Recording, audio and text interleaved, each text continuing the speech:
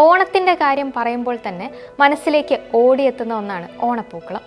മുറ്റമൊക്കെ അടിച്ചു തെളിച്ച് വൃത്തിയാക്കി ചാണകം കഴുകിയ തറയിലാണ് പൂക്കളമിടാറ്.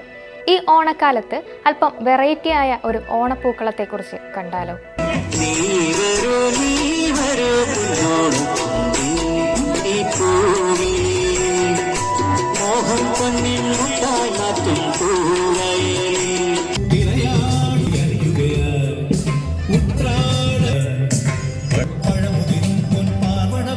കണ്ണൂർ പള്ളിക്കുന്നിലെ നീന്തൽക്കാരുടെ കൂട്ടായ്മയാണ് വ്യത്യസ്തമായി ഈ ഓണപ്പൂക്കളം ഒരുക്കിയിരിക്കുന്നത്.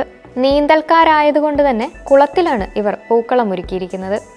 ഓണാഘോഷത്തിന്റെ ഭാഗമായി വിശാലമായ തയ്യിൽ കുളത്തിന്റെ മധ്യത്തിലാണ് തെർമോകോൾ ബോർഡിൽ ഇവർ പൂക്കളം ഒരുക്കിയത്. ഇതിനൊപ്പം കുളത്തിൽ നിന്ന് തന്നെ കമ്പവലിയും വിവിധ ഓണക്കാല കലാമത്സരങ്ങളും നടത്തി ചടങ്ങിന് ആവേശമേറ്റി.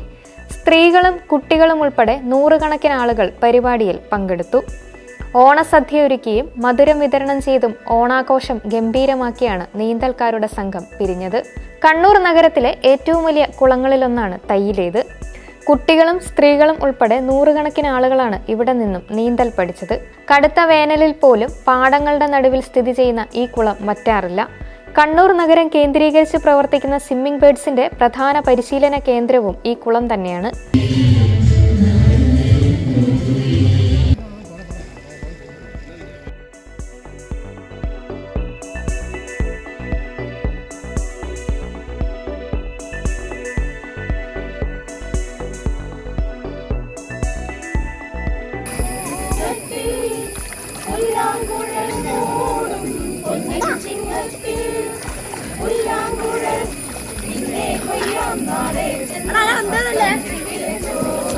പരിപാടിക്ക് swimming birds club president advocate Vinod Raj, secretary Prashanth Keenari, Sreekeerth Babu, Prasad Thuniyoli, Jayadeep Chandran, Vineetha Vijesh എന്നിവരാണ് നേതൃത്വം നൽകിയത്.